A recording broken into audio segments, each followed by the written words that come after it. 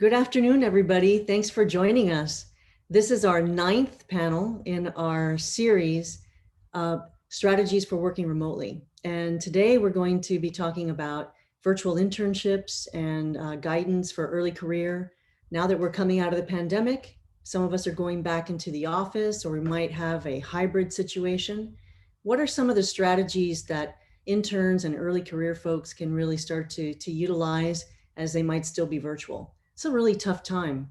And so the topic today is, I finally have the internship I've always wanted. Now what? And so I'm really excited to be joined with my co-moderator, Ashley Barker, by Dorian Arnold from Emory University, Rebecca Hartman Baker from Lawrence Berkeley National Lab, Christine Harvey from the MITRE Corporation, and Jay Lofsted from Sandia National Laboratories. And I'm Elaine Rayborn from Sandia National Laboratories. I'm your moderator today and the panel series lead. I just want to tell you a little bit about who we are. So most of us, we're from university or national lab, or from other laboratories like MITRE. And so those of us who are working at the DOE laboratories, you can see how we're spread out all across the United States. We are all working in the Exascale Computing Project. And we are focusing in this series on working remotely and some of the strategies that we've used as we conduct science virtually and while we're geographically dispersed. And so during this panel discussion, we really want to see you. We want to hear from you. Please don't hesitate to ask questions. You can either participate in the chat. We're monitoring that, so you can ask your questions there, or raise your hand so that we can call on you and ask you to unmute to ask your questions. So I'm really looking forward to a nice conversation. We've got a great group of panelists today. We always do, actually, but this conversation is going to be great. And then we'll be posting this link in the chat. This is our survey. We'd like to hear what we can do to improve and know what other panels you may have come and seen. So this will give us a good idea of where we're at. So thank you so much. And with that, we are ready to get going. So I'm going to stop sharing my screen here. And the way that we like to do our panel discussions is we like to give our panelists an opportunity to take a few minutes to introduce themselves and to introduce their topic. So why don't we go ahead and get started? I wonder, Dorian, would you like to kick us off? Yes, ma'am. I will. Fantastic. Good afternoon, everyone, or evening, or morning, depending on where you are. I'm Dorian Arnold. I'm an associate professor at Emory University, that's in Atlanta, Georgia. And I'm also the director of our graduate program here. Prior to coming to Emory University, I was a faculty member at the University of New Mexico in Albuquerque, New Mexico. I was there for almost 10 years. My research interests are in high performance computing, particularly system software, computer system software. So that's sort of my technical backdrop. As far as engaging with interns, a long time ago, I may not look it, but I was once an intern, and now I'm on the other side of the fence. I do a lot of collaborations with the national labs, and so I've engaged with interns both at the university and through my interactions at the national laboratories. I've been doing that for almost 15 years now. And so one of the cues we were asked to talk about in our introduction was some of the assumptions that we had to unlearn about the COVID moment, right, or the pandemic and going remote. And I guess the big thing for me was appreciating that context was changing for everyone, right? You tend to sort of internalize how it changes for you, and you trivialize how it changes for other people. And over time, you learn that there are new things about someone else's environment that you've learned that, make you realize you should probably put aside all assumptions. And so that's probably the biggest advice I would say in general put aside all assumptions and ask questions, right? Whenever you think somebody has more time because they're not commuting or they're working from home or they're doing something else, you don't realize what other engagements they might be taking on and responsibilities because of that, right? Whenever you think they might not be busy or not be available, that might be the time that they're most available because they have shifted their time clocks or something, right? So don't make any assumptions about anything. Just be proactive in asking questions and learning your environment. That's really awesome advice, Dorian. I like that a lot. I think that working from home, one of the advantages is that, like you've said, we've been able to connect with others and see them kind of in their element. When our screens haven't been blurred, we've been able to see our colleagues' homes, and it's almost like being invited into a really intimate space in some regard. So that's a really cool thing to say. That's a nice observation. So Rebecca, would you like to go next? Sure. So my name's Rebecca Hartman Baker. I lead the user engagement group at NERSC. NERSC is a large HPC center housed at Lawrence Berkeley National Lab. And if you're a NERSC user, you probably get an email from me every week on Mondays. That's my claim to fame. People like see me at conferences and they're like, "Oh, I know you. You send me an email every week." Anyway, so a long time ago, kind of like Dorian, I was also an intern. And so I know that's a shock that we actually were once young and interns, but we were.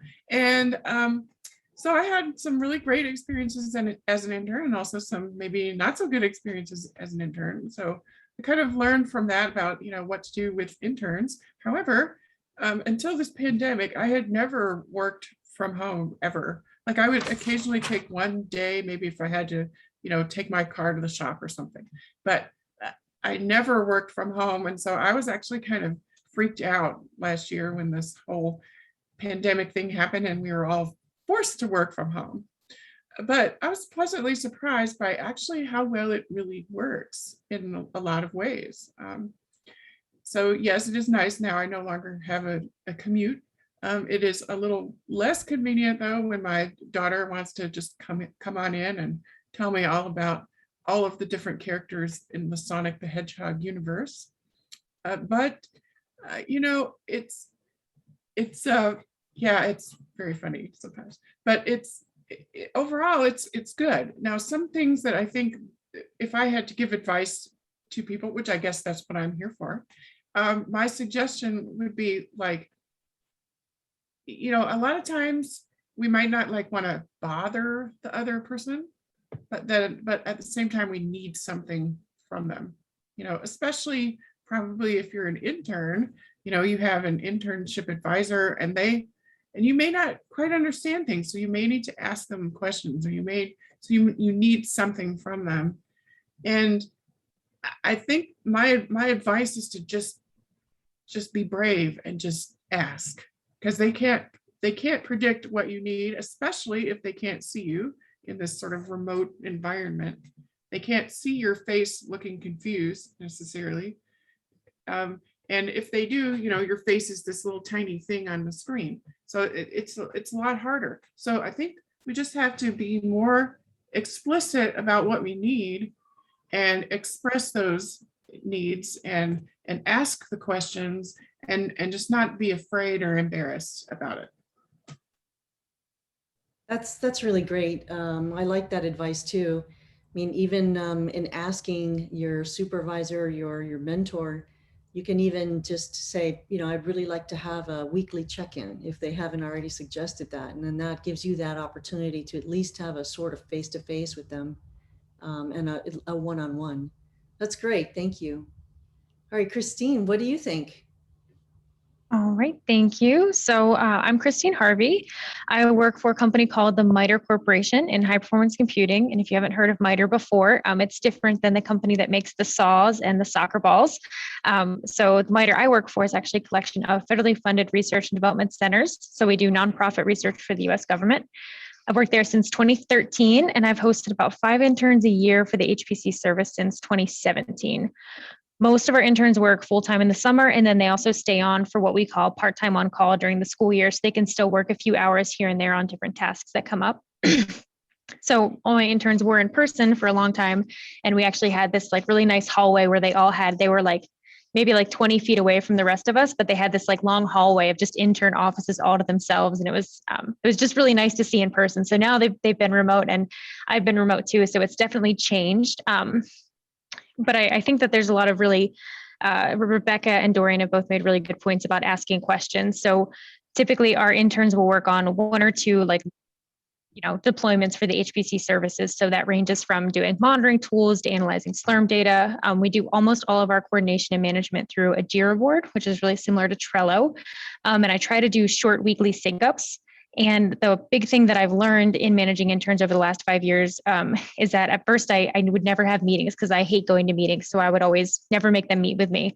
And then I realized that they kind of just felt abandoned because no one was checking in with them and telling them what to do. So now we have a lot of weekly sync ups, and Rebecca and Dorian had really good points about, asking questions and asking for what you need and making a point to just, say you'd like to meet up more. And if they don't have time for that, then you can ask if they have anyone else they could recommend you meet up with to work on things like that. So I think that's really good advice. And what I try to tell our interns is that, there's no stupid questions, but there's a lot of, really silly ways to waste your time working on a problem that could have a really easy workaround that your manager knows, like something about dealing with a firewall or something at the university or work system that it's you're not really going to learn anything by banging your head against the wall with that. So those are things that I think are really good to take the time to check in on. So I think that's all I've got for my introduction for now, though. Thank you.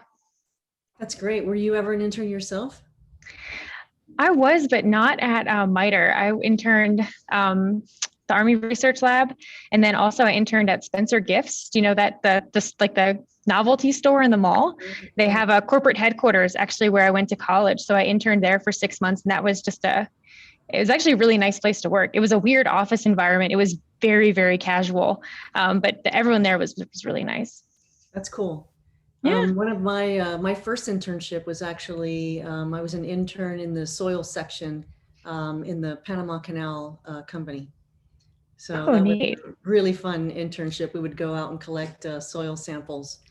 But yeah, so Jay, why don't you tell us about your experience with interns and virtual internships? Sure. I'm Jay Lofstead. I'm at Sandia National Labs. I've been hosting interns at Sandia for about 8 or 9 years now. And over the years, I tried to really start initially only having grad school level interns because they're easier, because they have more experience, they may be working in your same research topic. And then the reality of working at a national security lab kind of hit me, and they said, we really want US citizens. And the number of US citizens that work in the same areas that I do in research are very small. And there's a lot of competition for them. And our internship program tends to run on the later side rather than on the earlier side. So I don't have a lot of opportunity to get grad students. So in recent years, I have shifted to almost exclusively working with undergrads. And that brings a completely different set of problems. Not that they're bad problems, but they're different problems. So I have to deal with people with less skill and experience, and also a little bit of terror being in the environment. And both for their benefit and really for mine, I kind of try to foster that terror a little bit, because I give so much control and authority to the students that it's very empowering, but at the same time, nobody's ever given that much authority to them. So I encourage you to make sure that get as much control over whatever you're doing as you can. Don't try to go past what authority you're given, but ask, say, hey, can I take over this? Can I work on these other things? And then the last one, to go a little bit further than what everybody else has said, I don't like weekly meetings. I actually do daily meetings. Even if they're just 5 minutes long, I find that internships are so short that if somebody spends a week trying to figure something out, that's a lost week. If they spent a day, then that's enough time for them to kind of learn the problem solving skills. So I meet with my interns, if at all possible, every single day, just to try to find out where they are and if they need anything. And if not, it's 5 minutes and everybody goes on. But if they need something, I'll spend hours if necessary. So keep the communication channels open as much as possible. That's the secret to having a very productive internship, because if you get stuck for a long period of time, then that's time that you didn't accomplish something. That's also excellent advice. I like the idea of a 5-minute meeting. I've never tried that myself, but that seems like it'd be really good. I have a question that was sent to me, and I'd like to kick it off with that question. And so to the person who sent it to me, I don't want to put you on the spot, but would you like to ask the question yourself, or would you prefer that I ask it for you? If you want, you can unmute and just ask the question.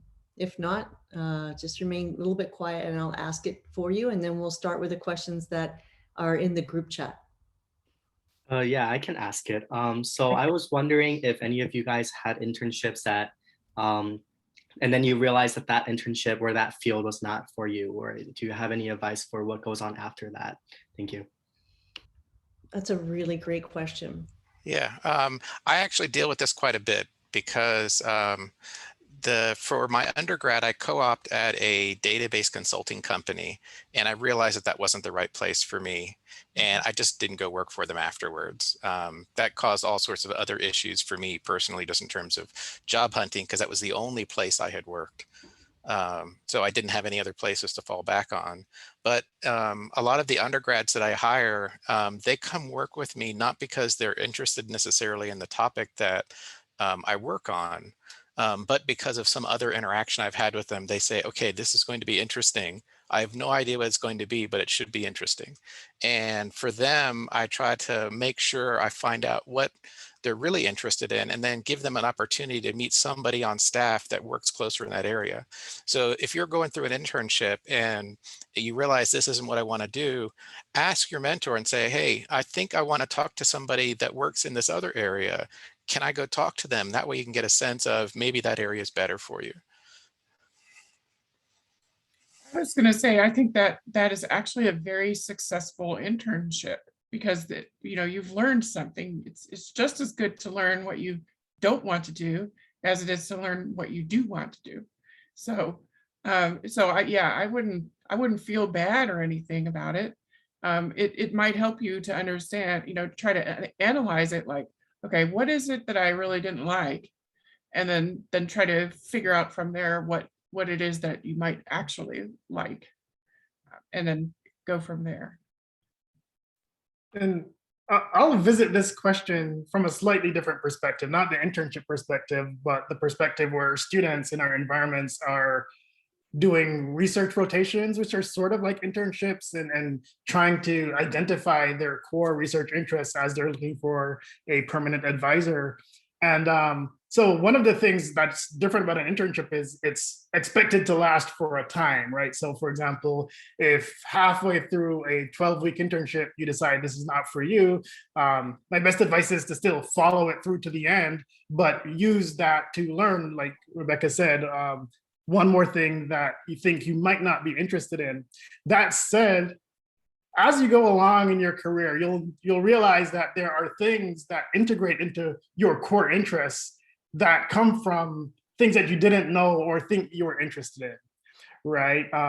We have seminars at our universities, the labs have seminars, and they're not all in topics that everyone is interested in, but we always encourage everyone to go to those seminars, because you never know how some nugget of information or some bit of insight, or maybe even some model that was used in some different context might apply to the things that you were interested in, right? Or might stimulate thoughts for additional research explorations. So I think that just piggybacks on what Rebecca said, right? Which is, it is still an opportunity to learn more about the negative and about the positive, right? So. Awesome, Dorian, thank you. So Talita, I think you raised your hand. Do you have a comment or another question? Yeah, no, I have a comment, if I may. I'm also a mentor at Berkeley Lab, and I just wanted to make a comment that I think this process, in terms of, if you figure out that's not the right internship and everything, I think one thing that I try to do as much as I can, especially now with this virtual environment, is actually to make the interns know, the other members of your group and what's going on with other, other groups in the same division and so on and so forth, so that they do have the opportunity to see what's going on around and maybe, figure out that they like other teams or the research topics and everything. And, really making this environment kind of comfortable to them so that they can, reach out to other people. It's not just, okay, you're doing this internship with me and that's what it is for 2 months, right? And I think it's been very productive in this way. So anyway, just a comment. That's a really good comment. I like that a lot. And you mentors, if you have other comments you'd like to bring up, you're welcome. I see that Madison has also raised her hand. Would you like to ask your question or make your comment? Yeah, absolutely. So I have personally been a student intern for almost 3 years now at Sandia Labs. And I know you're asking about how if you intern in one area and how it might not apply to what you're doing now. And that exact same thing happened to me. I started out in the preventive health area at Sandia Labs. I wanted to get my foot in the door with the health center because I originally wanted to be a nurse. And then I found out later I did not want to be a nurse. Kind of found that out the hard way with some extra schooling. But after that, I applied for another job at Sandia Labs in the business department and got accepted. And now I absolutely love that and want to do that as my career. And so I think this is true of Sandia and true of other programs as well. There's definitely room for you to kind of go wherever you want, and your mentors will always be encouraging you to do that. They want to make sure that you're in the right spot. So yeah, that's just my comment. Thank you very much. Christine. Yeah, so I just wanted to add that with the interns I manage, I try to ask them not just do you like what you're working on, but what do you like about it? And then, because if you ask someone that's working for you if they like what they work on, they're especially if they're not very comfortable speaking up, they might just say yes. But sometimes it's good to ask, I gave you 2 tasks, which one did you like better? And then so we try to do everything through a Jira board, and I try to start people off on tasks that are these small little nuggets that only take 2 to 3 hours. And then from there, we can kind of try to build your own adventure for what you'll work on through your internship. So I think that's something that managers could or should try to do if you have that flexibility in your work program. But then also for students or for interns, if you're working on something and you don't love it and you're not excited about it, I would say, I don't know if it would be really appropriate to tell your supervisor that hey, I really don't like what I'm doing, but you could bring up to them, say, hey, I've been struggling with this. There's this other aspect of the problem I'd really like to work on. Would you mind if I spent a few hours digging into that? And I think that would be the best way to approach if you're not 100% in love with it, but you have this commitment to the internship or to your, grad program or something like that. Try to do what you can to find something that's really going to make you excited about the work. And I think that you do kind of have that power as interns for the most part. They can always say no, but I think it's good to show up with initiative about something else you can look into if you do need to kind of change directions. That's great. Thank you. Hey, Ashley, I see there's a lot of text in the chat. Yeah, so I would like, if Alexandra is okay with asking the question he or she posted in the chat, I would love for you. That's a good one. I think the team would like to tackle. And if not, go ahead. Yes. I'm good with, I'll just read it out loud. So one of the biggest drawbacks I found as a result of remote work is lack of opportunity for peer discussion and making connections with peers. I personally learn from talking, and you can't always go to your mentor all the time. Partially because they're busy, partially because you can't bug any one person all the time. So you kind of have to distribute your questions between people. And it also helps to hear different perspectives or different explanations. Sometimes if someone, one person explains even some mathematical approach one way, it might not be the same as someone else might explain it. It always helps to hear a different angle. And I just feel that one of the drawbacks is that you're limited to just one discussion with a single person. And if you get stuck, you're stuck. And is that in relation to being kind of in a remote internship right now? You kind of only have that communication with your mentor. Is that the question you're asking? Like, how do you, I think your question here is, you feel like we've lost those opportunities to make social and professional connections within our fields, and do we have advice? That's also another thing. Like I would have liked, like in the before time, I had classmates, and we would, in addition to work on homework problems together, we would probably also go out for drinks on Fridays, which, I mean, I don't expect to do quite on that level, but like, it's also nice making friends. Friends are fun. So do you have any kind of normal seminars or anything else like that where you are?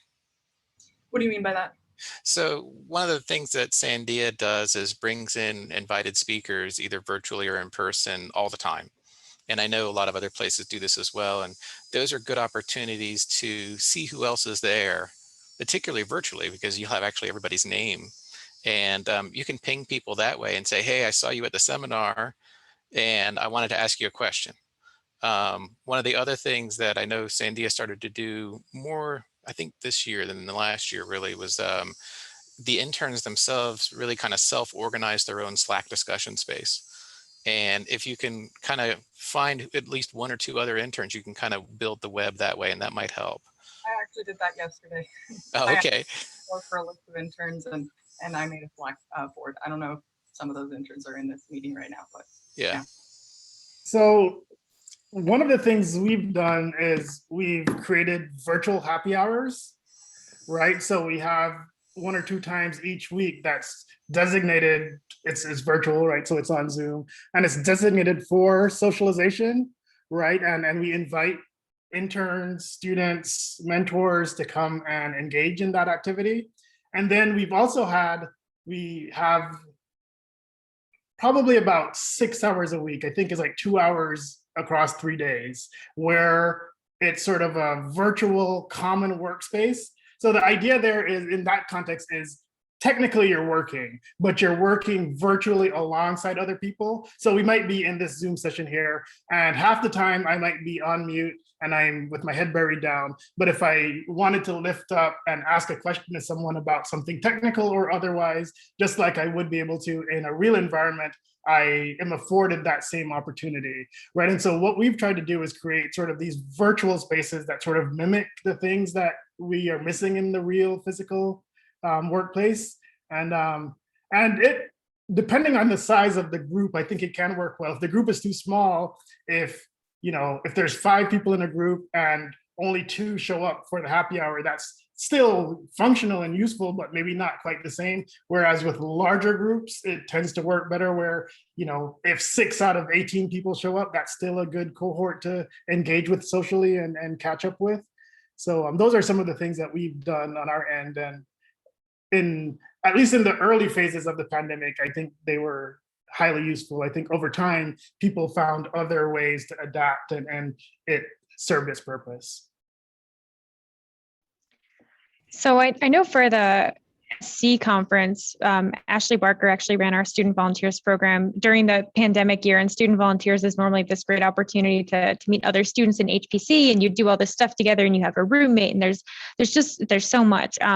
And I thought Ashley actually did an awesome job, because she would just have she had a virtual student volunteers office, and students would just pop in to chat with her, and then Ashley would have this office hour at the end of the day every day where she'd just go through the Zoom and be like, oh, Roslyn, how was your day? What was something good that happened to you today? And then, Joseph, how about you? Like, tell me something fun you did. And that really, it was awesome. And the students loved it. And it also it gave you a chance to learn about, Kevin and Dorian and everyone there. But it did take a leadership from someone. It took Ashley kind of taking the time to do it. So I do think that with our interns, we have like a weekly sync with just interns, and it's a quick work check-in, and then we just kind of chat for the rest of the half hour. And I have them take turns who kind of runs the meeting, like who's kind of the ringleader and asks the question and kind of moderates things. And that's worked out nicely. So I kind of forced them to set it up, but now it's intern run mostly. So something like that could be something you could just set up a weekly chat, and you take turns. Somebody is the host of the meeting every week. I like both of those ideas. That's really helpful. Thank you. Yeah, those are really great suggestions. I have a question for you guys, kind of following up on this.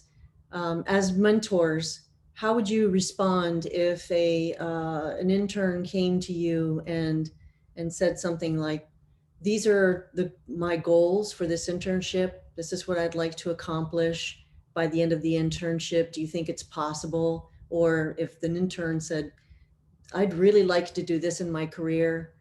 Can you help me?" How would you respond to something like that? What do you suggest? How can interns really approach their mentors in a way that's going to be a win-win?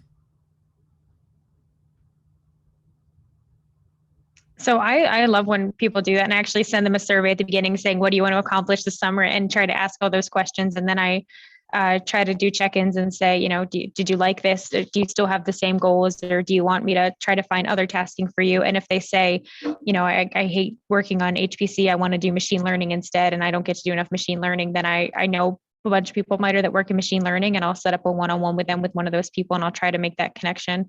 I might still need them to do some work for me, but maybe I can negotiate so they still do stuff for me 50% and they get to do work with the other person the other way. But I mean, it's an internship, such a short period of time. And I think as long as you're respectful and still do your best to get your work done, your mentor is ideally somebody that is there to help you and just be, a short part of your, of you building your career. They're kind of there to lift you up and help you grow. So if you're just honest with them about what you need, I think most of the time you'll have somebody that will be willing to help you. I'd like to add, oh, sorry, go ahead, Rebecca, go. Oh, no, that's okay, go ahead. Oh, you've been quiet, go ahead. Are we just gonna go back and forth like this? Okay. Okay, I'll go. No, I'm teasing. So as an advisor to interns, I generally do not give them work that I would say it would be in my critical path of things that must get done, because if you do that and then they say, oh no, that sucks, I don't want to do that, then you're kind of in trouble. So I try to give them something that is kind of tangentially related to what I'm doing that would be really great if it got done, but it wouldn't be the end of the world if it didn't. And then I like Christine was saying and others, I'll try to connect you if you're interested in a particular topic. I'll try to connect you with somebody I know who's working on that. So for example, I actually have an intern right now who's interested in actually becoming an electrician. And so actually I know the electricians at the lab. So I'm gonna hook him up with a guy who's a really great electrician and who works on our supercomputers, because everything has to do with supercomputers, right? So even electricians. So it kind of doesn't matter, exactly if you're not totally keen on what is happening in the internship. Hopefully that's okay with your advisor. If it's not, they probably shouldn't have given you that kind of a project. Let's hear some more questions from you all. Or Dory, I'm sorry, did I step on you? You were going to say something, I remember. I'll say it really quickly. So one thing that I advise students to consider is the interview is actually supposed to be a mutually satisfying process, right? I know sometimes as an intern, you feel like you're the beggar and the employer is the chooser, but that's not true, right? You're both actually looking for a symbiotic mutual fit. And so I think it's incumbent upon you during the interview to make clear not just what they're looking for, but also what you're looking for, right? To identify environments that are useful fits for you. You don't want to be in the internship and then realize this internship will not support the career trajectory that I'm looking for, right? So I really feel like paying careful attention during the interview process and asking poignant questions to identify whether and how the opportunity fits into what you're looking for, not just how you fit into what they're looking for.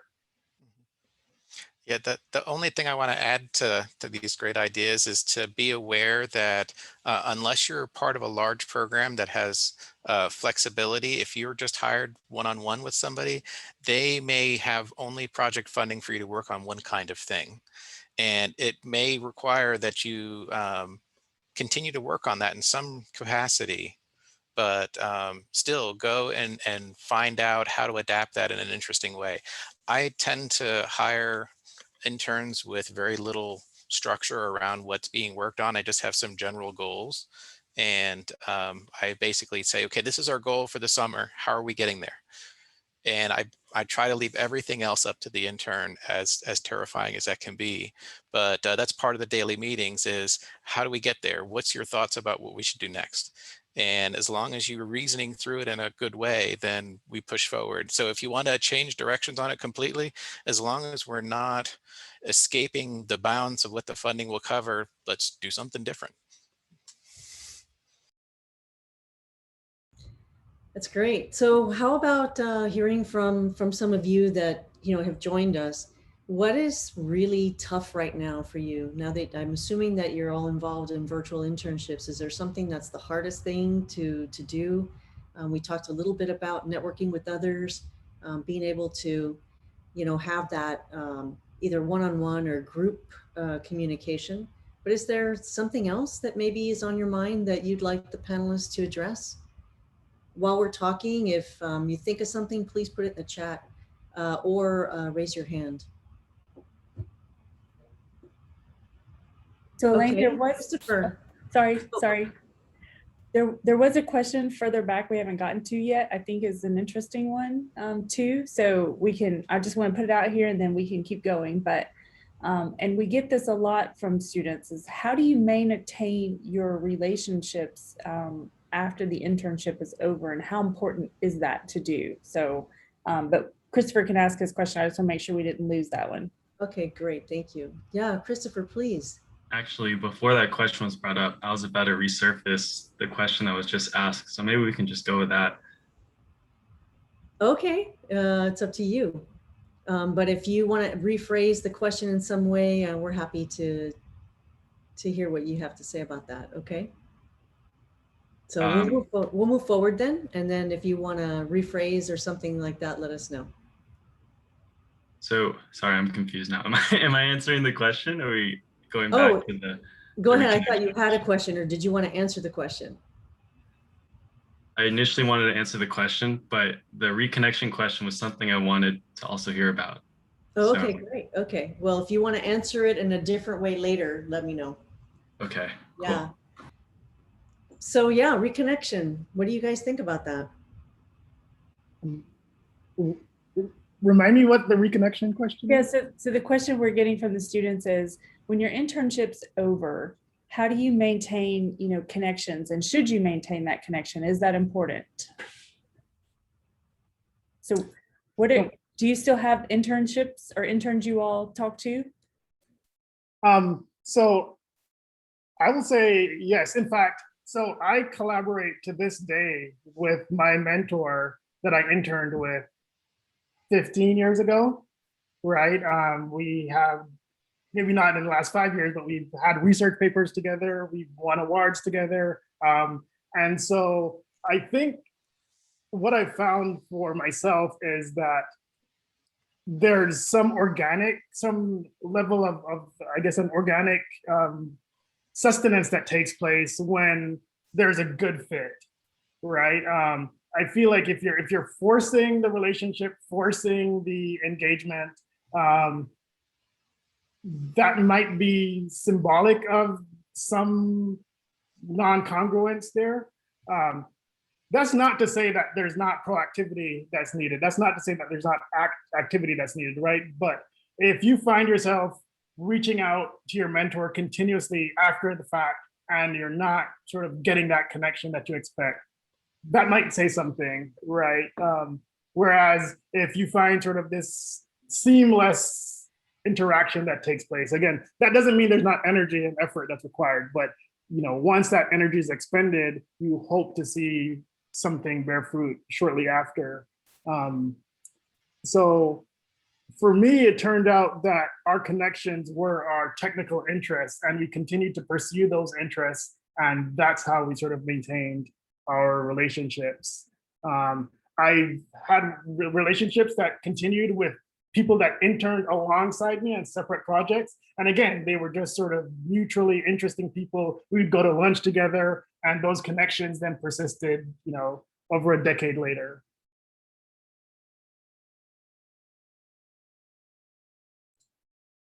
So I agree with Dorian on this.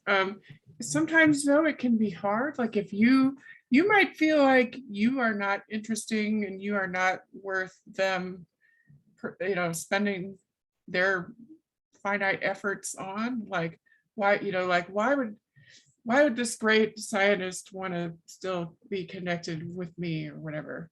And so some of them may feel that way, but I think most of us really love it when our interns come back and tell us what they're up to, or want to collaborate on something. Most of us think that is really, really great. And so I would encourage you to just ignore that little, I don't know, that bad voice in your head that says that you're not worth it, and just go ahead and try to make those connections. I know I love it when people come back to me. So then that now I realize now later that, oh, maybe I should have maybe I should have stayed connected with some of those folks who I was an intern with. And then with your peers, yeah, I think it's great because some of them are gonna, continue in the field and become highly successful. And you can say, I knew that person before they were famous or whatever. But also, yeah, it's just great. You have somebody you can bounce ideas off of and who you can hang out with at conferences. The one thing I would add in particular to this, just on a purely mercenary standpoint, is that you may need letters of recommendation later, and your mentors are great people for that. So even if you're not sure, and see if you can keep the relationship going a little bit, because you never know if they may be the person that can get you the letter of recommendation, or you may just develop a great friendship that you'll have for the rest of your career or the rest of your life. So because they're clearly somebody that has been part of your life and in your circle. So it's worth exploring always. And actually now I have a much shorter answer to the question. But I saw Christine about to unmute, so go for it, Christine.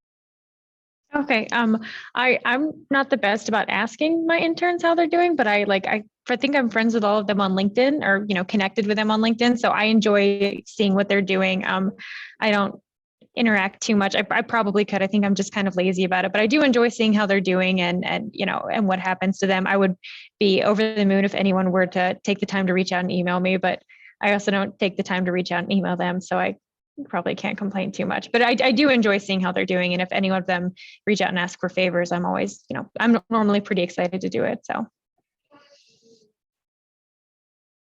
Right. So my short answer is actually just to do the best you can on your internship and leave a strong positive impression, both about your technical capabilities, but also about your work ethic and yourself as a person.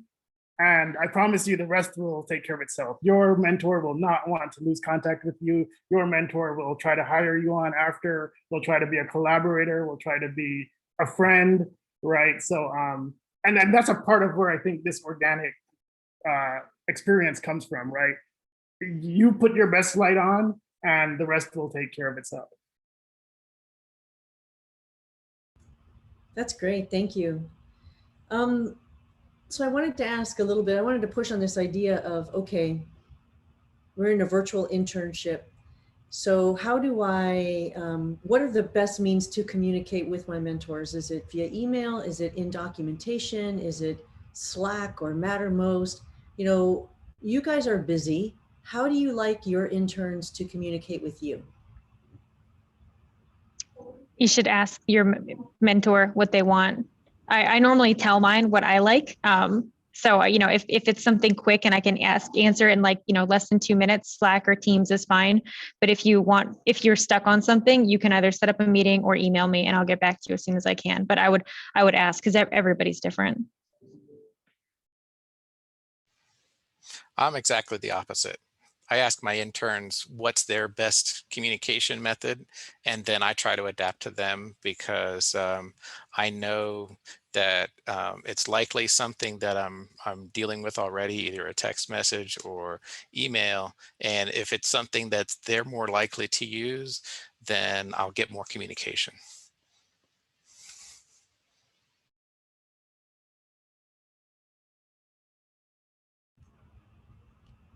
for me, it kind of goes both ways. I have asked what communication they prefer, and then we somehow meet somewhere in the middle. So it depends on, okay, how we both like to communicate.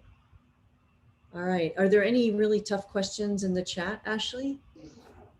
No, mostly just commentary at this point. I think we've addressed all the questions except the age-old one that I'm not sure there's a great answer for, but maybe someone here has one, which is how do you combat Zoom fatigue? You know, we keep talking about all these meetings you're having with your mentors, and then get online and do games, and then get online and have time with your team. You know, like everyone's struggling with that. And so if anyone has great tips, you know, I'm sure we would love to hear them. So I just, oh, go ahead. Oh, I was just going to say that in some respect, that's why I asked the question about how we like to communicate with each other, because I think it is really exhausting to have your video camera on all the time. And so I'm hoping, yes, that we'll say a little bit more about this. So please go ahead. And then I think Miriam raised her hand. So if Miriam could go afterwards, thanks. Mm-hmm. So we have the meetings, and I try to keep it short, and I can, so we normally have a certain amount of time reserved, and I try to read the person and see, you know, if they're doing okay. Cause we keep ours through the school year a lot. And I had a lot of my interns during finals week. And so I could tell that if I called them and they were just like, oh, it's been a really busy week, I'm like, okay, you know, let's keep this short. Do you need anything from me? If not, like, let's, you know, good luck on your finals. Bye. I'll talk to you later. And I just try to read them. And if they are in a, you know, in a good mood and seem like they have time, then I try to ask them, not necessarily personal stuff, but, you know, are you doing anything this weekend? What family vacation do you have coming up? And try to go like that. Cause I feel like if you're having like a real conversation with someone, that makes it feel less like Zoom fatigue. So just try to interact. And then I'm also honest with them about myself too. So if I have Zoom fatigue, I try to tell them, like, you know what, hey, I've had a lot of meetings today. Do you mind if we just keep this quick? Because I'm having a rough day. So I think it goes both ways too. And just letting them see that I am not doing well with it either, I think also might, I think I try to just set the example that, like, hey, you know, my mental health is suffering right now. I would love to keep this short if you're really okay with it. So I try to do that too. So I'll add to that although we, you know, this concept of Zoom fatigue has sort of been the you know, flavor of the, I guess, the year, it's probably more work fatigue than Zoom fatigue, right? We've been working a lot more than we normally would pre-pandemic, and we don't realize it, right? Our commute's shorter, right? My commute is down 2 flights of stairs now, and you're on more than you used to be, right? Many of us would travel a lot, and even though travel is work, it's a different work modality, and it sort of shifts. It's a transition, and it's a shift, and it's a little bit of a refresh, even if it's still work. And with a lot of those things missing, we're just sort of in a more monotonous work mode, and that is fatiguing. And so take breaks, walk away, go away, right? And do something else, because if you're not taking care of yourself, you're not going to be able to be productive in your work. Even when you think the deadline is too short, I can't walk away, you're probably better off taking a couple hours away and coming back, because then spending a couple hours feigning work because you're in front of the screen and you feel like you're working, but you've not made any progress anyway. That's great. I love that. Miriam, did you want to ask your question? Then I see Victoria has one in the chat. Sure. Yeah, my question goes back to like staying in contact with your mentor. I'm a student, and one thing that is the hardest for me is just knowing what to do after I finish the tasks that were assigned to me. So I normally just reach out to my mentor and ask, you know, how can I help more? But it seems like sometimes I also don't want to reach out too often, and then I'm kind of stuck not having anything to do or just trying to find something to do. So I was wondering if mentors had suggestions for that. Oh, no, you're an ideal intern. Somebody who keeps saying, hey, I got that done. What's next? I was going to say, can you come work for me? Yeah. The more often you hit stuff and get it done, the better that we like it. So you're not being annoying. You're actually making somebody very happy. Yeah, I was going to say, just ask them for the next thing. Just go ahead and do it. So you could also add, oh, go ahead, Dorian. I was going to add, so I don't want to trivialize that though, right? So both Rebecca and Jay are right, just ask for the next thing. But if we pay careful attention, there's sort of a cadence to everything that we do, right? As mentors and as interns. And so sometimes it can be non-trivial to get your mentor's attention off that cadence, right? And so I would recommend explicitly talking about that, right? Because, so for example, if Tuesdays are booked for me, I'm slammed on Tuesdays, and Tuesday's my Zoom fatigue day, right? It's gonna be hard to get my attention, even if I want to give it to you on a Tuesday, if you're not scheduled on that Tuesday, right? And so talk it out with your mentor to try to identify the best way to go off cadence for whatever that is. If you have a daily meeting with your mentor, then that's great. You have a daily cadence. I don't know how I would operate with a daily meeting with everyone that I work with. So that's great for those of you who are able to. But figure it out with your mentor, but be proactive, because as both Rebecca and Jay said, they want to help you do more, right? And so then it's best for you together to figure out how to help make that happen. That's great, thank you. So Christopher, I see you raised your hand. Wait, let me add one last thing on here. And sure, and then Christopher, and then we'll go to Victoria's question if it hasn't been answered. Yeah, so the last thing on that is one secret that mentors rarely will tell interns is that in many cases, we are only a few days ahead of you as far as knowing what the next steps in a project is. And unless you can increase our expectation of how far ahead we need to be, then when you ask for something, we may not have it. But so I had a great intern a few years ago, and she consistently surprised me. So I realized I had to spend a bit more time and really push far enough ahead that I could keep ahead of her so that I had enough tasks for her to do. So the earlier you can say, hey, I'm going to be done with this in a couple of hours, you got the next thing, that gives us a little bit of time to plan as well. Thanks, that's helpful.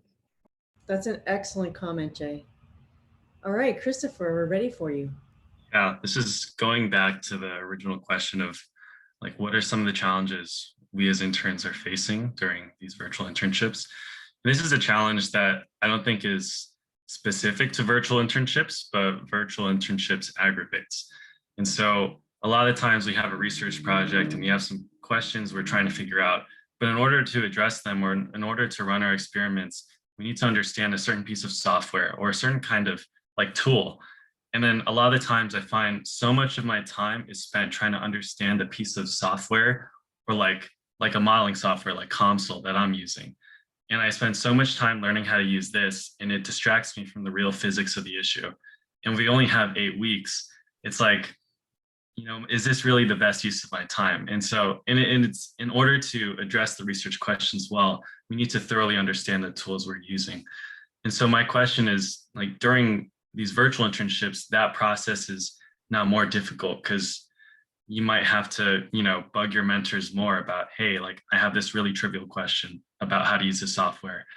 So how do you all advise interns to deal with this challenge?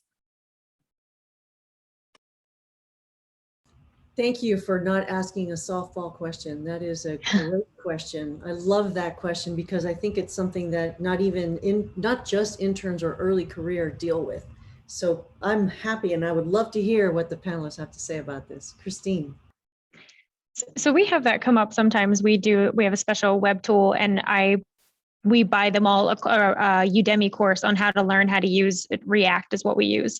And so I've had every intern I've had do this. They come in with no experience and they talk to me after week 1. They're like, I haven't gotten anything done. All I've been doing is trying to learn React. And I just try to say, you know, that's okay.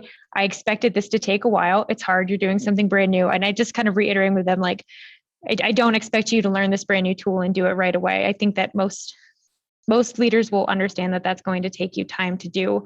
And if it doesn't, you know, if you feel like, if you can't get over that fact that you're wasting time, like learning how to do stuff, your manager is probably more than okay with you learning this skill because they believe that, you know, either they'll get you another summer or it'll be worth it in the long run, or it's really valuable and they think it's the right thing to do. So, you know, taking notes, or maybe when you check in with your manager, say like, you know, hey, I didn't get that task done, but I learned how to do this feature in Console. And I think that'll build in, and just showing them that I think might help with some of the I think the paranoia interns get about like, I'm not producing enough and they expect me to get all this work done. I think that it's not always that, like Rebecca said, like a lot of the stuff that I think we ask interns to do is stuff that we want done and is important to us, but it's not necessarily critical path all the time.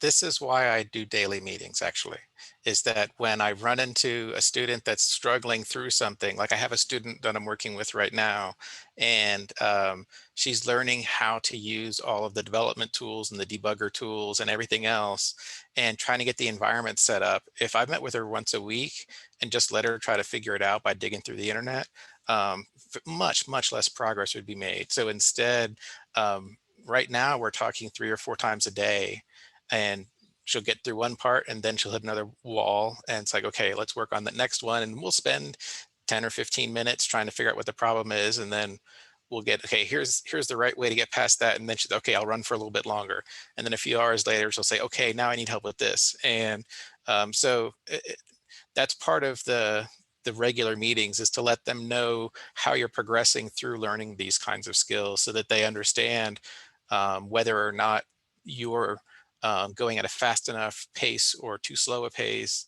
and they can then adjust their expectations. Because you can also say, hey, this is seeming to take me a long time. Am I doing okay? It never hurts to ask, am I doing okay? Because your mentors will say, well, I was hoping we'd be done a little bit quicker. And that's kind of a sign of, yeah, maybe you need to try to find a way to be a little more efficient or ask for more help.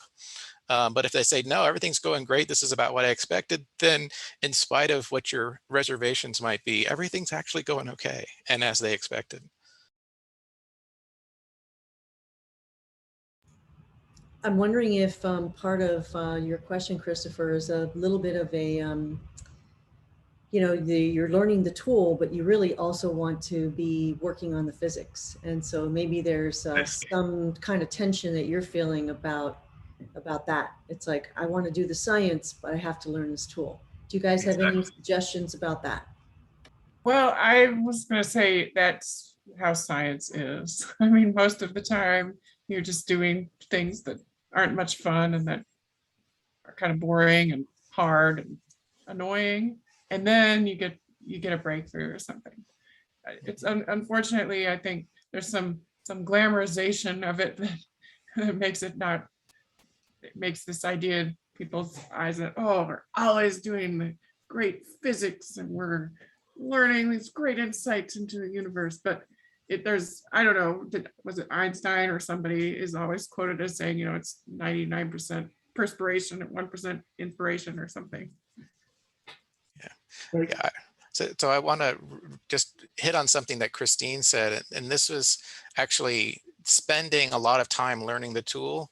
And this is something that I know I have an expectation of as well, is that if I see that a student may be a good multi-year intern, having their first internship be just foundational development is an excellent investment on our part, because we'll get somebody that we hope will then be able to come back and be really productive for us the next summer or the next term that they can come. So that's why the communication is everything. Always ask and try to be open and be honest with people and say, okay, this is seeming like it's taking more time than it should. Is everything going okay as far as you're concerned? And one thing I try to do with not just interns, but with all my students at the start of each semester, all my students that are doing research with me, is we sort of have a research plan or a project plan for the semester, right? Or it will be for the internship. And we talk about that very explicitly at the beginning of the project. And we have sort of 2 types of outcomes: learning outcomes, but also sort of deliverables, whether that be a result, a paper, an instrument, software, etc. Right? And we tease apart things in both ways explicitly for this reason, right? Especially for newer or younger students, younger in their educational career. They might not be ready for deep research and hard projects, right? And I want to make it clear to them that first and foremost, this is a learning experience for you, right? So if at the end of this period, all you've done is learned a lot, but we haven't been able to get sort of the research results that we wanted, right? Again, if the student is at that level, that is okay, right? Because the hope and ambition is that, like Jay said, they come back later for another internship where we'll be able to build upon that, right? So I feel like establishing expectations and making sure those expectations are amenable to both the mentor and the mentee at the onset can help to address some of those concerns. And then, like Rebecca said, you have to learn the instruments of your trade, right? And sometimes tools and software are just a necessary part of that. Thank you all.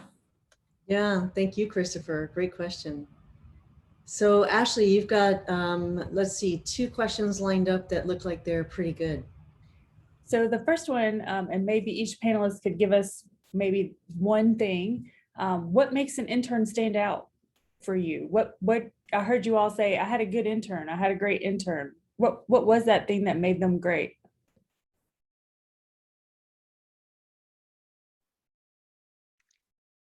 I think for me, it's 2 things. It's independence and then enthusiasm, because I'm pretty enthusiastic about most stuff. So I like seeing that mirrored in people I get to work with. So for me, I guess I'd say ambition and work ethic, right? If their ambition aligns with mine and they have the work ethic that says even if they don't know something, they'll figure it out and they'll go get it. Those 2 things stick out more than anything else.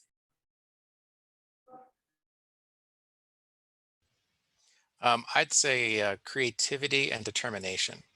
So I, since I give people so little direction, I wanted to have them bring new ideas that I hadn't thought about to the problem. And then I want to see them just go after them. And I may not have the first idea of how to address things in that way, but I'll do my best to help. And watching them work through it is what I want to see. I think what everyone else already said. No fair. I like interns that ask me good questions. So I think that initially when I see that, I get excited. How about you, Ashley? I know you've had interns too. Oh, wow. So ask me a question. Let's see. So yeah, I guess I like interns who are curious, who come and you give them a task, but they want to learn more about the organization, what we do, what other people are doing. And so that curiosity to know more, more than just that one little maybe project that they're working on, just shows me that, that they can do more, that they want to do more. So. There's one that, were you going to get to? I was going to ask Dustin if he wanted to ask his question. If not, I'm happy to read it. Okay, Dustin, I'll read it for you. So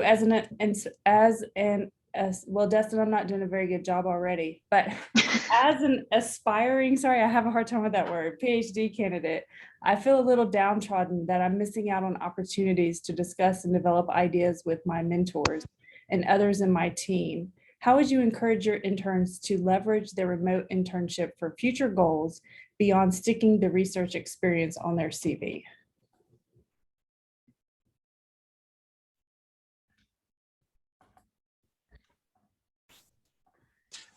That's what lunch times are made for. Ask if you can have a Zoom lunch with your mentor and talk about other stuff. And that gives you a prime opportunity to bring up anything.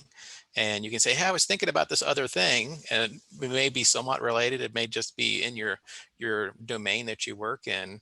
But that's a good way to kind of get outside the normal work context. Try to be a little more on the pure social side of things. And that way you're breaking the expectation of we're working on a particular topic. So I would encourage trying to find some outside of the normal expectations communication mechanisms, such as let's talk over lunch or something.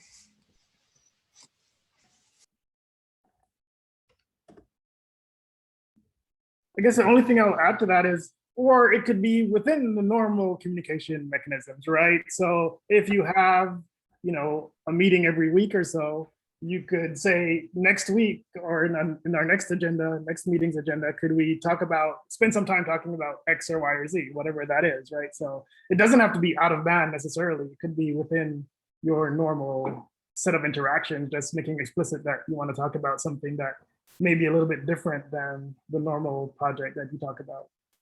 I think one thing that you have all talked about, at least you've implied it, is that an internship really goes both ways. And so the intern is also assessing the organization and the the people that he or she interacts with.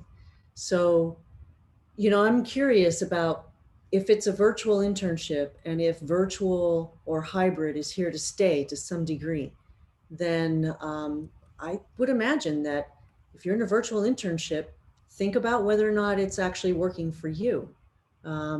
It's a good organization to have a virtual or internship with. Have they helped you feel included? So I don't know. I'm maybe the panelists, if you'd like to comment on that.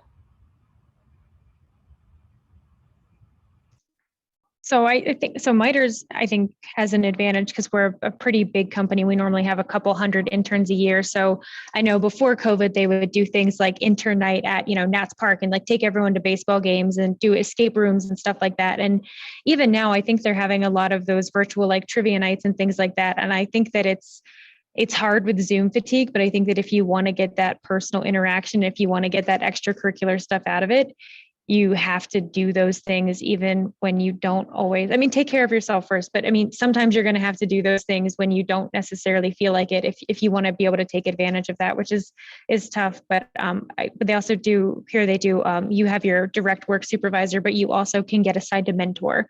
So just sign up for those things because there's a lot of good you can get out of it, but it does take effort and you do have to kind of put in the additional time that you may not necessarily get paid for those hours. But I think there's most larger companies that have several interns will try to do something to, get them together and make it a good, fun experience, because most companies that internship's an investment and what they want is they want you to come back every year and then they want to hire you as a full-time employee. So there's a little bit extra you have to put in to do that.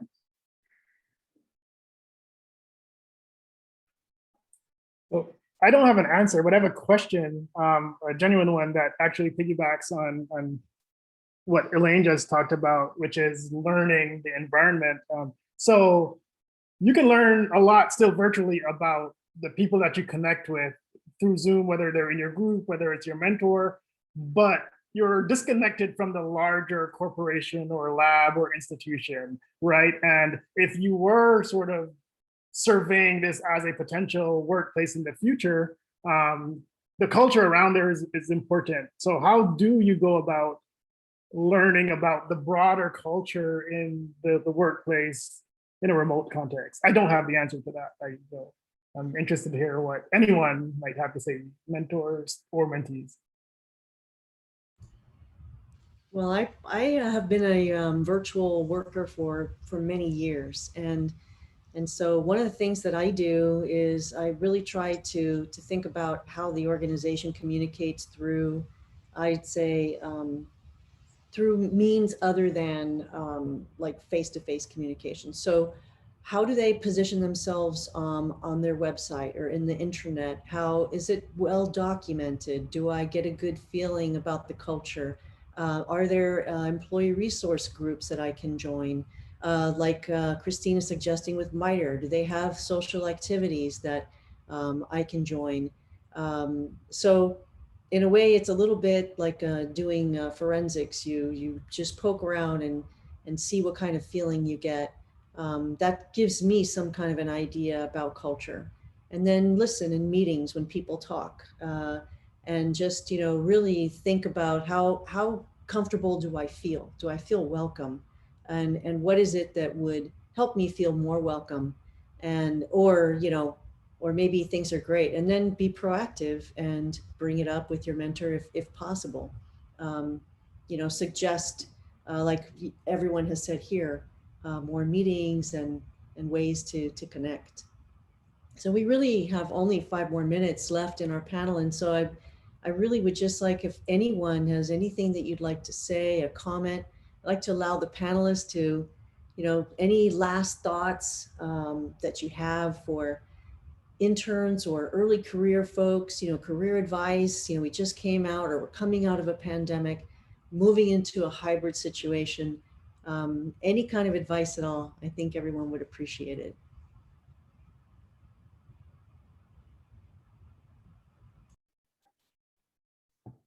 So I guess to add some perspective, as critical as an internship seems in the moment, it's a transient opportunity, right? It's just one point on what you hope to be a long trajectory, a long line. And so you should be really deliberate and intentional in getting the most out of that internship. And getting the most out of an internship isn't the specific technical result that you're looking for. It is a much broader set of opportunities, both for you and for the people around you, right? And so I would keep the broader, more abstract objectives in mind and try to, I guess, maintain a balanced fixation on the specifics, right? Like this one result that I was hoping to get by the end of the summer, I'm bummed because I won't get it, right? But this might actually be the trajectory that puts you in position to go to the graduate program that you are interested in. And eventually you'll get tons of results just based on this one experience. So keep it in mind, right? We tend to focus on the technical details during an internship, but it's a 3-month at most, generally, opportunity during the summer. Sometimes it goes on a little bit longer. It's much more helpful than the one specific result that you can get in that short space of time. That's excellent advice. I really like that. Yeah, put everything in context. Yeah, I would just say kind of again, find a way that a communication mechanism that works for you and your mentor and use it often. And make sure that they are aware of what you're doing and you are then comfortable enough to talk to them about pretty much anything. Because you may just have the off the wall kind of question that is something that can be career changing, even if it's completely off topic for what you're working on. Just develop your relationship.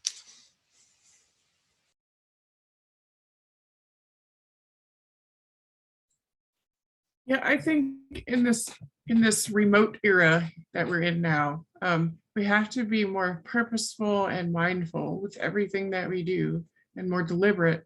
And so you can't accidentally, but not really accidentally, bump into people anymore. And there's a lot of tricks that we can't do anymore.